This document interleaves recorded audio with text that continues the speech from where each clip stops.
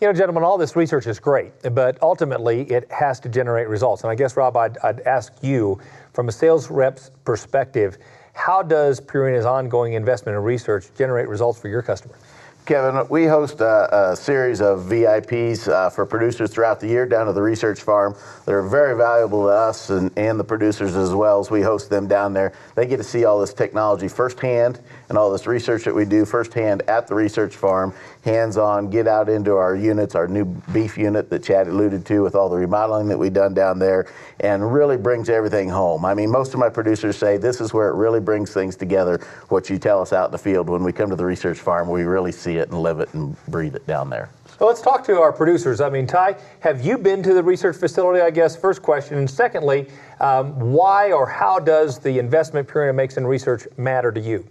Yes, sir. I had the opportunity to visit the facility, and it's a lot like Rob said. It allowed us to see firsthand what was going on there in the research and how they extract the data, they correlate that to us at the ranch. And you know, someone has to do the research out there in these products that we're putting there, because we have to make a decision, and to find out as to have the information to make the best decision possible for our operation is what Purina is really good about, educating the producer.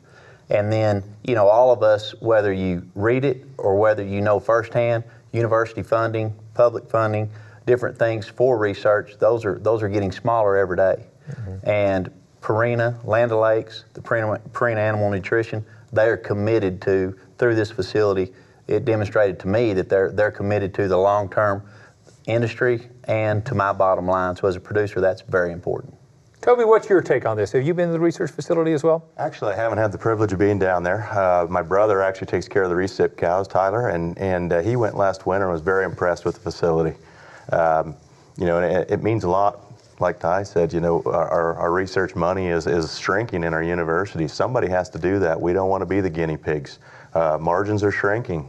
We can't afford to test things out on the farm, on the ranch, and this kind of facility helps us out a bunch. And you know, to tie that together, you got to have a good team behind you. You know, we got Rob back home, and between him and Adair Feed and Grain, I can call and get an answer for me. A producer of mine that may not even buy Purina products, they're really good about any questions we may have about nutrition. So, you know, I want to touch back on one of the topics that has been an outcome of research, which is the whole intake modifying technology, changing cattle's eating behavior, and the concept you all call sustained nutrition. I guess, Rob, how have you seen that directly benefit customers? Kevin, we've done a lot of sustained nutrition work across the southern Iowa region, and primarily it's benefited us in our area. We've seen shrinking pasture ground, land resources the last several years with high dollar grain prices. So it's allowed us to utilize more cows on less acres. We've seen better breed back, better conception rates, you know, just overall better performance and getting that true genetic potential out of those cattle by maximizing our nutrition, you know, 365 days of the year.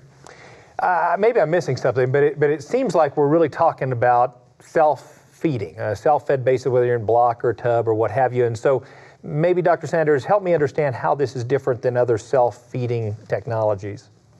Right, Kevin. In short, it works. And what I mean by that is we're able to control intake. So those cows don't overconsume, but we're still able to provide the necessary nutrients to meet the requirements of the cow and the calf. We really have to face it. A cow's usually not just eating for herself. She's usually eating for 2 or for 3.